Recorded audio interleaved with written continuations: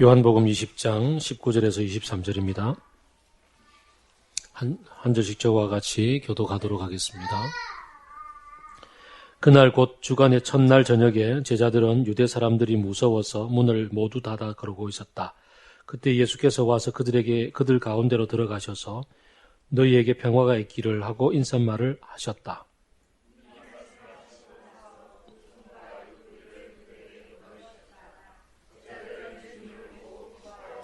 예수께서 다시 그들에게 말씀하셨다.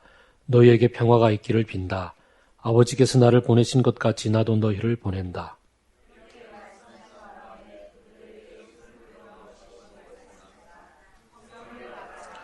같이 읽읍시다.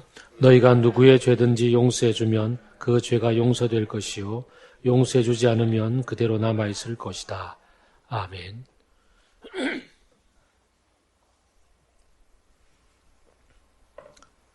예배를 시작하면서 말씀을 드린 것처럼 아마 대한민국 사람이라면 누구나 다 피할 수 없는 그런 슬픔과 또 안타까움과 때로는 분노 가운데 아마 며칠을 보내지 않았나 여기십니다. 그 누구도 피해갈 수 없는 그 아픔의 현장을 두고서 또 살아난 사람들 가운데서는 살아난 것 때문에 죄책감 들어서 아이들을 두고 나 혼자 살아났다는 이유로 그걸 견디지 못해서 또 교감선생님까지 목숨을 스스로 끊었던 사건도 있었습니다. 안산의 마을은 한 마을이 한 집 건너 한 집이 다 조상집으로 변하는 마을 전체가 초토화되는 그런 아픔도 겪게 되었습니다. 저는 이번 주에 어머니 돌아가신 지 1주기를 맞습니다. 연세가 드셔서 돌아가셨음에도 불구하고 어머니를 보내드리는 마음이 참 1년 동안 차곡차곡 떠나보내는 세월들이 아픔 속에서 지나왔던 것을 돌아봅니다. 그런데 하물며 그 자식을 앞세운 부모들의 마음은 아마 누구도 생각할 수 없는 그런 마음일 겁니다. 정말 그 마음이 끝까지 누르고 눌러서 더 이상 갈 데가 없을 때는 이제 분노로 폭발하고 이제 그 분노가 모여서 이제 어젯밤에는 청와대로 가야겠다는 그런 행동까지 하게 되는 것을 보게 됩니다. 그런 가운데 우리들은 또 다른 질문이 생깁니다. 왜 이런 일이 일어났을까? 이런 일이 일어났을 때 하나님은 뭘 하고 계셨을까? 사실 하나님을 믿는 사람으로서는 당연히 이런 질문을 하게 됩니다. 머리로는, 이성적으로는, 논리적으로는 대답들이 다 준비되어져 있습니다. 인격이신 하나님이 인격인 인간들이 벌이고 있는 일들 속에서 그들이 서로 충돌하고 만들어내는 그러한 일들을 이라는 대답들이 준비되어져 있습니다. 그렇지만 그런 이성적인 대답과는 상관없이 우리의 마음은 사실 아프고 답답해서 마치 학부모들이 어젯밤에 청와대로 가야겠다고 얘기하는 것처럼 이 땅에서 호소할 수 있는 가장 높은 곳에 있는 사람이 청와대라서 거기 가야겠다고 얘기하는 것처럼 우리의 답답한 가슴은 하나님 앞에 하나님 어디 계셨습니까? 라고 물을 수밖에 없습니다.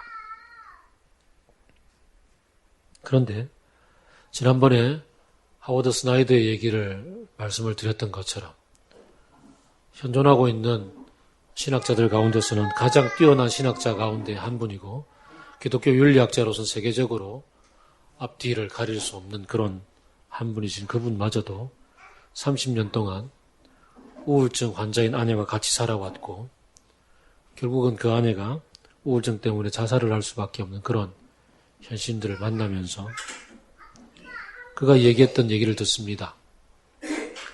왜 이런 일이 일어났느냐고 기독교 신학자인 나에게, 윤리학자인 나에게 묻지 말았으면 좋겠다. 나도 사실은 모른다. 왜 그런 일이 일어났는지 모른다. 어쩌면 이것이 가장 정직한 우리들의 대답일 것 같습니다. 이 세상을 살아가면서, 인생을 살아가면서 하나님을 믿는 우리들이지만 그럼에도 불구하고 왜 이런 일이 일어나느냐고 물을 때 모른다고 대답할 수밖에 없는 일들이 참 많습니다. 모름에도 불구하고 내 옆에 계시는 하나님으로 인해서 내 손을 꼭 잡아주시고 계시는 그 예수 그리스도로 말미암아서 그분을 의지해서 그 모르는 길을 걸어갈 수밖에 없는, 그래도 내 옆에 허망함이 있지 않고 예수 그리스도가 계시다는 그 이유만으로, 신뢰할 수 있는 그분이 계신다는 것만으로 힘을 내어서 견뎌내며 갈 수밖에 없는 게, 그게 우리의 인생이라고 밖에 말할 수가 없을 그럴 때가 얼마나 많습니까? 모든 피조물조차도 신음하며 허무한데 굴복하고 있는, 모든 피조물마저도 다 안타깝게도 이 허망함에 굴복할 수밖에 없는 이런 현실들 앞에서 내 옆에 계시는 예수 그리스도로 말미암아서 그 믿음으로, 그분이 주시는 힘으로 의지하면서 견딜 수밖에 없는 시절을 견뎌가는 것, 그것이 어쩌면 인생이라는 사실들을 돌아보게 됩니다.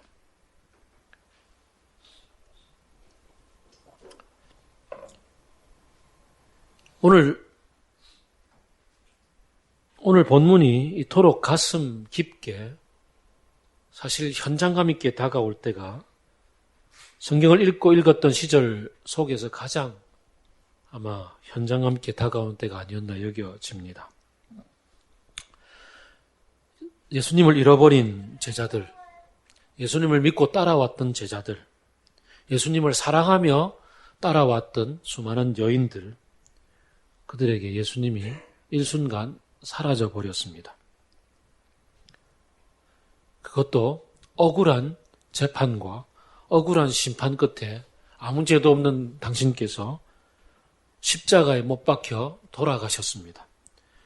수많은 기적들을 베풀으셨던 예수님이지만 그 기적들을 스스로에게는 행하지 않으시고 묵묵히 고난과 가시 면류관과 채찍질과 십자가를 받아들이고, 마지막에는 심지어 엘리 엘리 라마 사막다니 어찌하여 나를 버리시나이까라고 외치며 그렇게 돌아가신 예수님을 보았을 때 그들이 만난 슬픔과 그들이 만난 공황은 아마 지금 진도 앞바다에서 울부짖고 있는 그 어머니들의 마음만큼이나 힘들고 답답하고 표현할 수 없는 그런 슬픔 가운데 있지 않았나 여겨집니다. 사실 오늘만큼 이 본문이 이렇게 이 제자들의 마음 상태가 잘 다가올 때가 없었던 것 같습니다. 오늘날 말로 얘기한다면 외상후 스트레스 증후군이라는 모든 것들은 다 겪고 있을지 않았나. 거기다가 심지어 예수를 죽였던 그 공안들에 의해서 자신들도 체포되어서 죽임을 당할 수 있을 것 같은 그런 두려움과 불안함과 그들을 향한 분노마저 끌어오르는 그런 상황이었을 겁니다.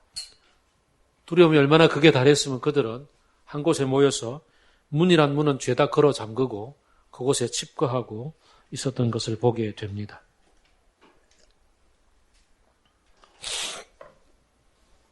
그런데 그들 가운데 예수님이 찾아오셨습니다. 부활하신 예수님이 찾아오십니다.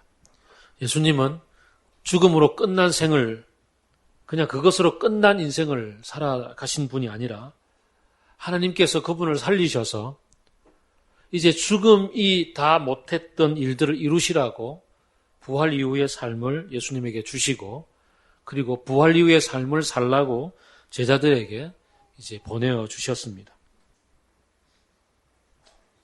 예수님이 처음 찾아오셔서 제자들에게 하신 첫 말씀이 너희에게 평화가 있기를 이라고 얘기하셨던 말씀이 사실 참 깊이 다가옵니다. 제자들이 지금 겪고 있는 이 슬픔과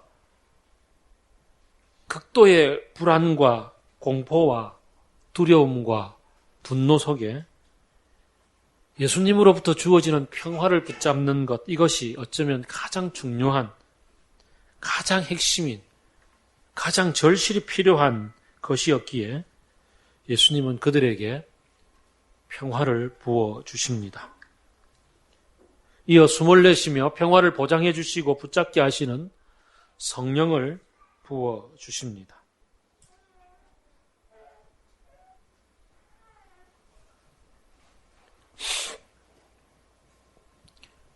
물론 이날 당장 제자들이 그 모든 평화를 다 실제적으로 붙잡았다라고 생각할 수는 없을 것 같습니다. 예수님이 살아나신 기쁨은 이루 말할 수가 없습니다. 막달라 마리아가 무덤에서 만났던 사건이나 엠마오로 가던 제자들이 자신들의 그 허탈함 가운데 예수님이 그들에게 말씀을 불어넣어 주시며 살아나신 예수 당신을 깨닫게 하셨던 그때의 기쁨들은 이루 말할 수가 없을 겁니다.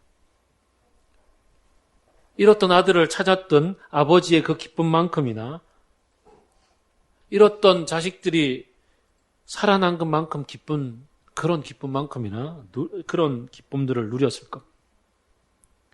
그러나 그 기쁨이 내면화되기까지는, 그리고 그 기쁨도 잠깐 예수님이 올라가시고 사라지신 다음에 예수님이 눈앞에 보이지 않는 그 상황 가운데 그 표면적인 기쁨들이 내면화되기까지는 40일이라는 시간이 필요했습니다. 그들은 40일 동안 아무것도 하지 못한 채 마가의 다락방에 모여서 칩거하고 지냈습니다. 그들이 할 수 있었던 것은 기도였습니다. 기도밖에 할 것 없이 오직 하나님을 바라보았습니다. 우리들은 지금 예수 그리스도를 영접하는 순간 성령께서 곧바로 내 마음속을 주장해 주시고 아주 초보적인 걸음이긴 하지만 한 걸음 한 걸음 성령과 동행해 나가는 그런 삶들을 살아갑니다마는, 그러나 이 당시 제자들은 아직 성령이 임하시지도 아니하였고 부활하셨던 예수님의 모습은 잠깐 거짓처럼 보였다가 올라가시고 없어졌습니다. 그랬던 그 예수님을 붙잡고 그 부활의 기쁨이 표면으로 드러나는 기쁨이 아니라 가장 깊숙한 곳에서 자리 잡는 그러한 동력이 되기까지는 40일이라는 긴 시간이 필요했습니다. 요한복음에서 14장에서 예수님이 하셨던 말씀인 내가 너희에게 평화를 주노라. 이 평화는 세상이 줄 수도 없고 세상이 알 수도 없는 참된 평화다라고 얘기했을 때 이 평화의 능력, 이 참된 평화의 실제를 경험하기까지 그런 시간이 필요했다는 얘기입니다. 그 시간 동안 일어났던 이 제자들의 내면 속에서의 변화들이 어떤 것이었는지는 사실 우리들이 짐작해 볼 수는 없겠지만, 그러나 충분히 또 어떤 면에서는 상상해 볼 수도 있을 것 같습니다.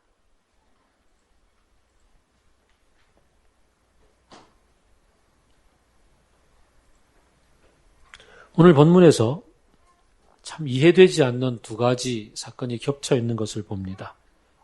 예수님이 제자들에게 평화를 주셨을 때에 그것으로 끝난 것이 아니라 그 다음 주시는 말씀은 성령을 부어주시고 난 다음 내가 너희들을 보내노라 하신 다음에 하시는 말씀 23절을 읽어보겠습니다. 23절 다 같이 시작.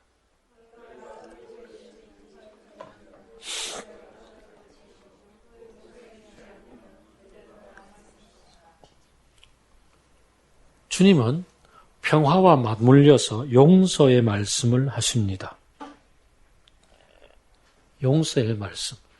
제자들에게 너희들이 네 죄든지 용서해주면 용서가 될 것이고 용서해주지 않으면 그대로 남아있을 것이다. 다른 본문에서는 너희가 땅에서 매면 하늘에서도 매일 것이고 땅에서 풀면 하늘에서도 풀릴 것이라는 말씀과 짝을 이룹니다. 왜 주님은 이 순간에 용서의 말씀을 하셨을까? 우리는 또 다시 깊게 돌아볼 수가 있습니다. 이번에 제 나이 또래인 그 단원고 교감 선생님은 자식도 있고 부인도 있지만 자식도 부인도 이렇게 가슴에 남지 않은 채 의학적으로야 외상후 스트레스 증후군이라고 얘기할 만한 얘기겠지만 단순하게 설명할 수 없는 그런 내면 속에 엄청난 살아남은 자의 죄책감 때문에 그것을 견디지 못하고 스스로 목숨을 끊을 수밖에 없었습니다.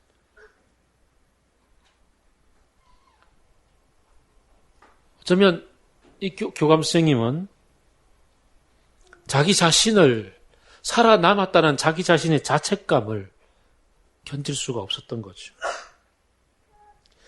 엄밀히 말하면 사실이 아닌 것에 대한 죄책감이긴 합니다만 어쨌든 사실이 아닌 것에 대한 죄책감마저도 자기를 얽어매는 족쇄가 되어서 스스로 견딜 수 없게 만들어버리는 일들이 어디 이번뿐이겠습니까? 너무나 많은 사람들이 살아가는 과정 속에서 사실이 아닌 그 죄책감으로 자기를 용서하지 못해서 힘들어하고 우울증을 겪고 스스로 자기의 목숨을 끊게 되는 그런 일들까지 벌어지는 게 우리들의 현실이지 않습니까? 또 어떤 사람들은 사실인 죄책마저도 부정하기 위해서 뒤로 숨다가 인생을 망치는 경우도 있고 그 죄책감을 감출 수 없어서 끌어안고 평생 동안 그 죄책감 때문에 몸부림하며 사는 사람도 참 많습니다. 결국 어쩌면 우리의 인생은 이 용서의 문제를 제대로 다루지 못하며 괴로워하고 살아가는 사람들 주변에 얼마나 많은지 모릅니다. 내가 나를 용서하고 내가 다른 사람을 용서하고 심지어 내가 잘못한 이에게 내가 스스로 찾아가서 용서를 비는 적극적인 용서에 이르기까지 우리의 삶은 어쩌면 전 과정이 용서의 과정인지도 모릅니다. 이 용서가 얼마나 우리 인생에 중요했으면 예수님은 우리에게 가르쳐 주신 기도의 아주 중간에 이 얘기를 다루고 있습니다. 우리가 우리에게 죄 지은 자를 용서해 준 것 같이 우리 죄를 사하여 주옵시고 라고 기도하라고 주께서 우리에게 가르쳐 주신 기도의 내용 가운데 포함되어져 있습니다. 주님이 주시는 참된 평화를 누리는 길은 용서와 어쩌면 동전의 양면이라고 할 수가 있습니다. 용서를 누리지 못하면 평화가 진정 찾아오기가 힘들다는 얘기와 동일해지는 거죠.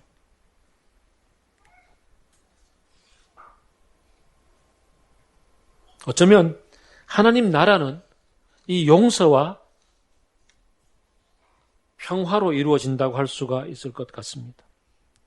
예수 그리스도께서 십자가에 돌아가실 때 화목제물 되셨다고 얘기합니다. 화목제물. 화목제란 서로 용서와 화해를 하는 제사입니다. 하나님과 우리 사이에 막힌 담을 허물고 우리와 우리 사이에 막힌 담을 허물고 자신과 자신 사이에 막힌 담을 허무는 이 용서. 더 나아가서 우리와 만물 사이에 막힌 담들을 허무는 그런 용서를 위해서 화목제물 되신 예수님. 만물을 그래서 예수 그리스도로 말미암아서 회복시키고자 하시는 하나님 나라의 큰 뜻이 바로 이 용서 속에 포함되어져 있다라고 할 수가 있습니다. 용서의 결과와 용서의 열매는 바로 평화인 것입니다. 세상은 어떤 것이 바뀌면 평화가 찾아올 거라고 기쁨이 찾아올 거라고 얘기합니다. 세상은 뭔가를 더 가지면 기쁨과 누림이 찾아올 거라고 얘기합니다. 세상은 더 많은 사람들을 내가 지배하는 파워를 가지면 그러한 기쁨과 평화가 찾아올 거라고 얘기합니다. 그러나 하나님이 얘기하는 평화는, 하나님이 얘기하는 기쁨은 그런 표면적인 기쁨이 아니라 그 모든 것들을 뛰어넘어서 그 모든 상황이 뒷받침되지 않을지라도 그 속에 주님으로 말미암는, 주님이 주시는 진정한 용서를 통한 화해와 기쁨, 용서를 통한 평화를 누릴 수 있다고 얘기합니다.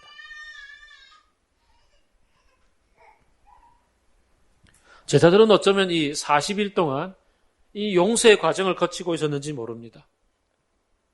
제자들이 40일 동안 기도하는 가운데 내면에서 불안한 요소와 두려운 요소와 그리고 분노와 그리고 잃어버린 상실감들과 어찌해야 할지 모르는 갈 바를 알지 못하는 모든 것들을 주님께 드리는 과정.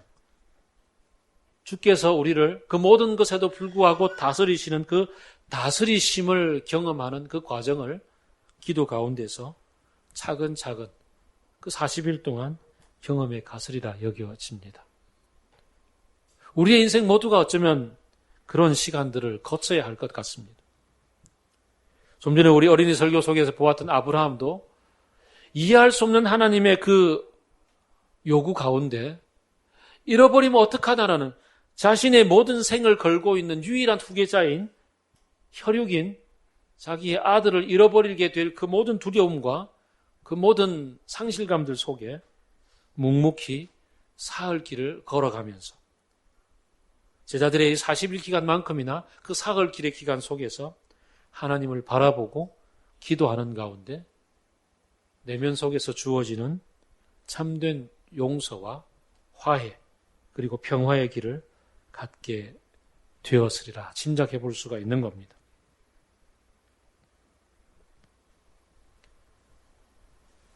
진도에서 슬픔의 극에 달해서 슬픔이 표현될 길을 못 찾아서 이제 분노밖에 악밖에 남지 않았다고 얘기하는 그 부모님들 마음속에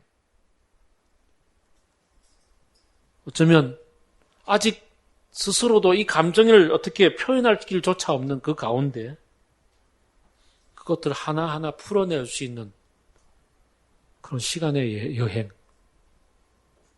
자기 자신을 받아들이고 잃어버린 아이를 보내게 되는 그러한 자리에 이르기까지의 시간의 여행, 용서의 여행,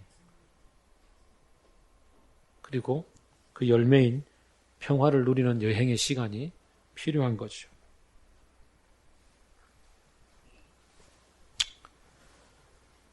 제자들에게 예수님은 40일의 시간 끝에 일어날 일들을 사실 먼저 오늘 말씀을 합니다. 그들에게 숨을 불어넣으시며 성령을 받으라고 말씀합니다. 이 모든 여정은 성령께서 주관하실 때, 성령께서 마음을 중심을 붙잡아 주실 때 사실은 궁극적으로 가능해지는 일들입니다. 그리고는 하시는 말씀이 내가 너희를 보낸다라고 얘기합니다. 성령과 더불어서 제자들은 파송을 받습니다. 창세기 2장 7절을 보게 되면 창조하셨을 때에 흙으로 사람을 지으시고 그 코에 생기를 불어넣었다고 그랬습니다. 그 코에 숨을 불어넣으시며 살아있는 성령과 더불어 교제하는 영적인 존재가 되었다라고 얘기합니다. 그러나 타락과 더불어서 흙이니 흙으로 돌아갈지니라고 말씀하셨습니다. 오늘 동일하게 성령께서 우리를 찾아오시는 시간, 예수님이 숨을 불어넣으시며 성령을 받으라 하고 말씀하시는 순간을 맞이하게 됩니다. 예수 그리스도를 영접함으로 그리스도인의 삶을 살아간다는 것은 곧 하나님이 회복시켜 주신 참된 인간의 모습을 걸어갈 수 있게 되었다는 것을 뜻합니다. 이제는 내 내면 속에 예수 그리스도로 말미암아서 하나님과 화목하게 된 이 평화가, 하나님으로부터 주어진 이 평화가 나로부터 흘러넘쳐서 이제 성령의 공동체 가운데 자리 잡고 성령의 공동체 가운데서 평화의 사도의 역할을 감당하며 더 나아가서 세상 속에서 어그러지고 삐뚤어지고 왜곡되고 그 가운데 수많은 상처와 상처끼리 만나서 죄와 죄가 만나서 서로에게 분노만이 쌓이게 만드는, 슬픔만이 쌓이게 만드는 그런 세상 속에 평화의 사도로 너희를 보내노라 라고 말씀하시는 거기에까지 이르게 하십니다. 부활하신 예수 그리스도께서, 죽음을 딛고 일어나신 예수 그리스도께서 우리 가운데 좌정하셔서 다스리심으로 성령을 통해서 우리 가운데 함께 동행하심으로써 우리에게 주어진 그 일이란, 그 보내심이란 바로 성령 안에서 내가 누리는 이 평화를, 이 용서의 체험을 공동체 가운데서 풀어내고, 그리고 세상 가운데서 이 평화의 사도의 역할을, 평화의 가교의 역할을 할 수 있도록 그렇게 보냄을 받는 거란 말씀이죠.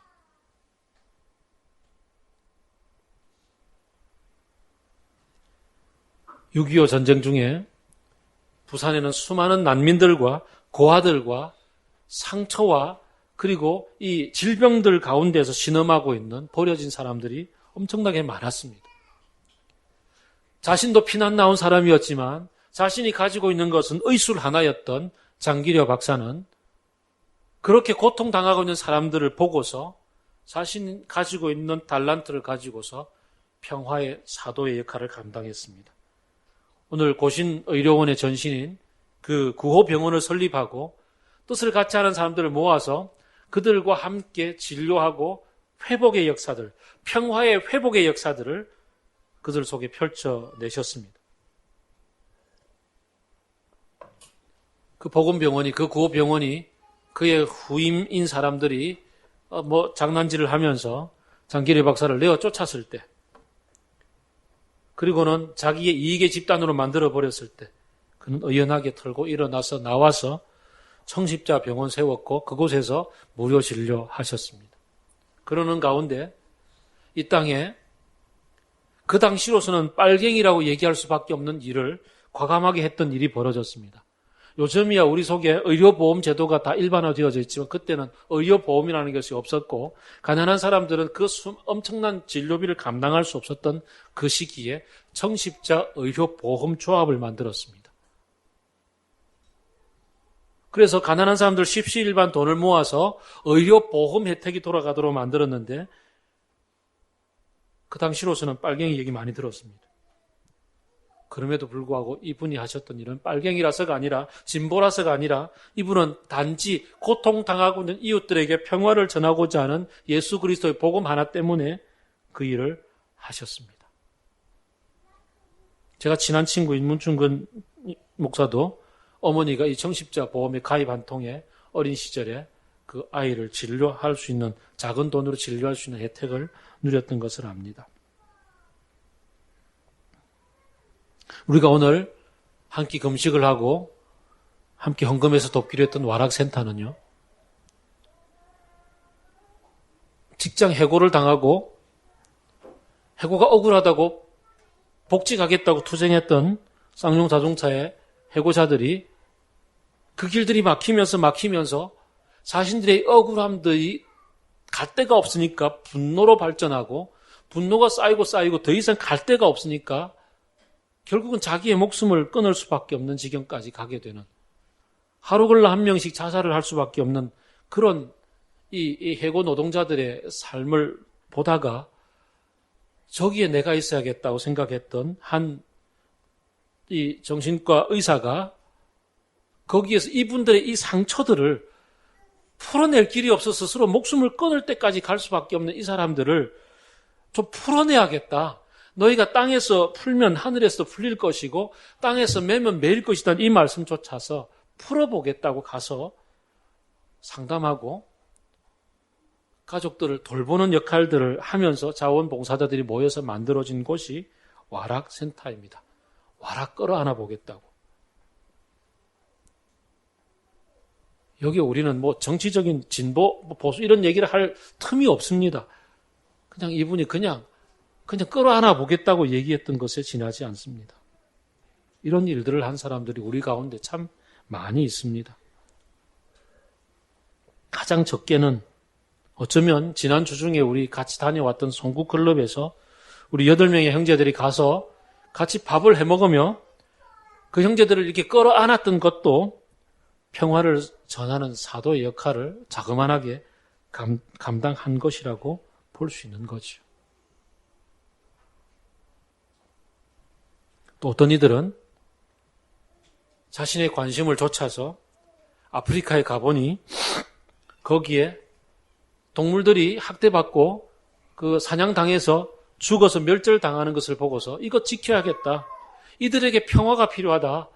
그러고서 동물 보호자들이 되어서 아프리카의 동물 보호를 위해서 애쓰는 사람이 있는가 하면 어떤 사람들은 환경 파괴를 보다 못해서 환경 파괴를 막기 위한 그린피스 활동을 하기도 하고, 어떤 사람들은 자그마하게 그냥 생태 농업을 하겠다라고 귀농해서 생태 농법으로 농사를 짓는 삶을 살아가는 것도, 생협을 통해서 친환경 먹거리를 구해다가 먹는 것도 자연과 더불어서 화목하고자 하는 이 평화를 전하는 사도의 역할로 보냄을 받은 삶을 실천하는 것이지요.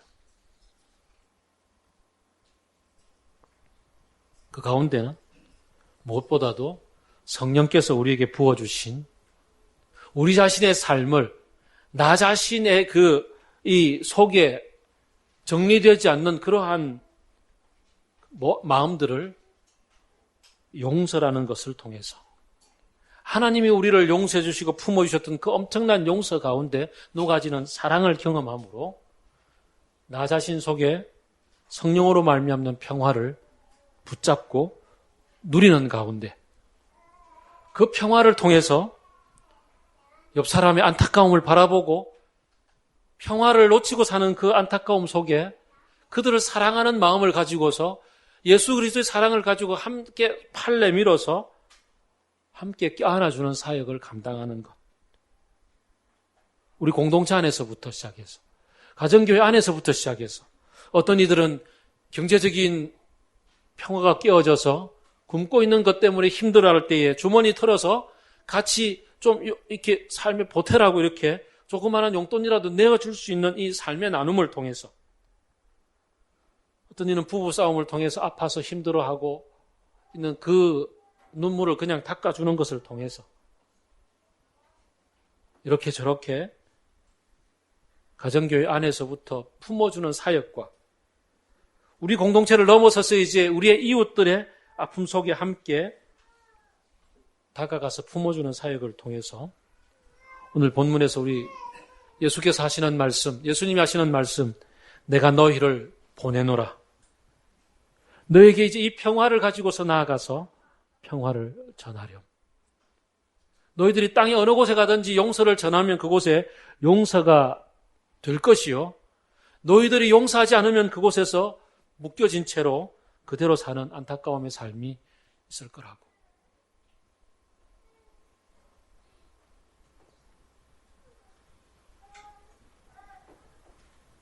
저는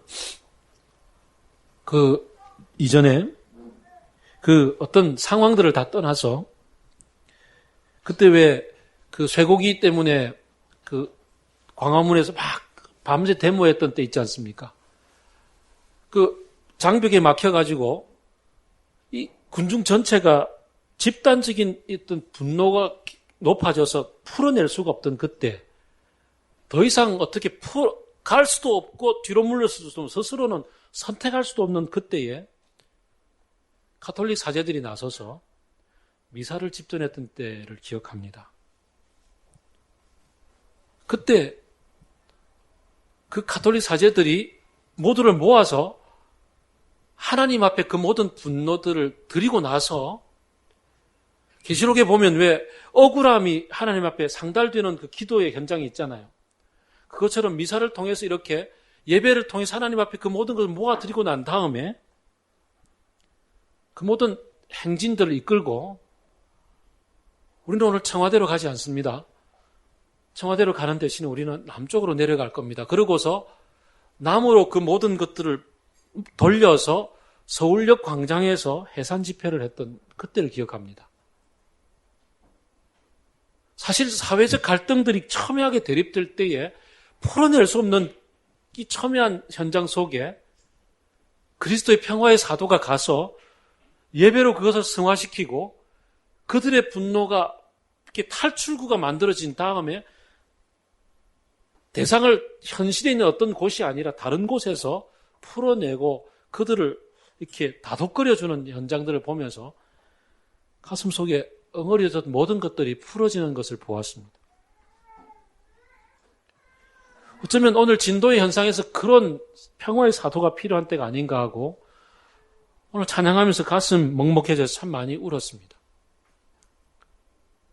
전 국민들을 통해서 사실 이 순간, 이 답답함들, 어떻게 풀어낼지를 못하는 이런 상황 가운데 그리스도를 아는 우리가, 부활하신 예수 그리스도의 능력을 아는 우리들이 우리들 속에서 이 평화를 붙잡고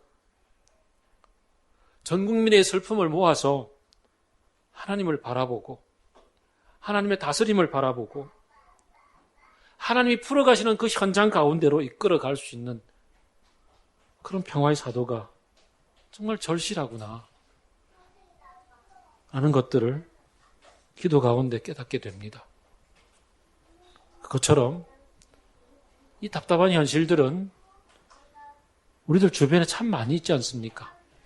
돌아보면 말을 안 해서 그렇지 그렇게 엄청나게 아픔들 가운데서 스스로 그 감옥에 갇혀서 나오지 못하는 사람들이 너무나 많은 현실들 속에 이제 부활하신 예수 그리스도를 붙잡고 이 예수 그리스도께서 전하시는 평화를 붙잡고 주께서 우리에게 부어주시는 성령의 능력을 붙잡고 우리가 이제 그곳으로 가야 되지 않겠습니까?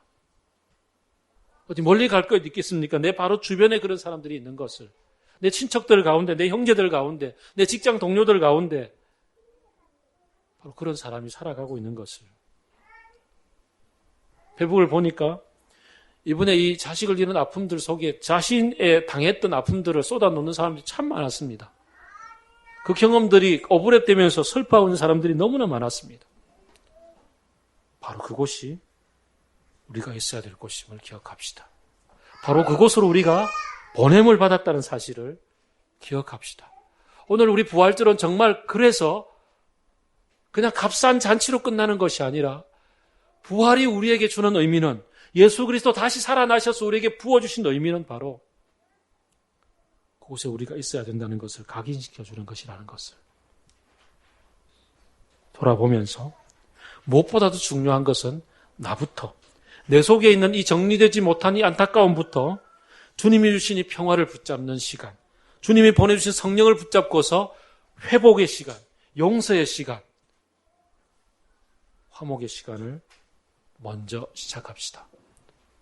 그리고 상처 입은 치유자라는 헨리 나우엔의 얘기처럼 우리 자신이 그 상처 가운데서 주님이 회복시켜 주셨으니 이제 이 회복의 평화를 전하러 삶의 현장으로 나아갑시다.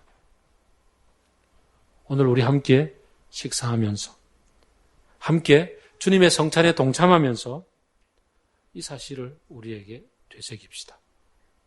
그리고 성찬의 빵이, 성찬의 포도주가 내 속에 들어와서 내 뱃속에, 내 몸속에 함께 하는 것처럼 주님의 성령이, 평화의 성령이 내 속에 함께 하심을 붙잡고 평화를 놓치고 사는 삶으로부터 평화를 누리며 사는 삶으로 나 자신이 성큼 나아가는 시간을 누려갑시다. 그리고는 더 나아가서 사도로서의 삶으로 나아갈 수 있게 되기를 바랍니다. 기도하겠습니다.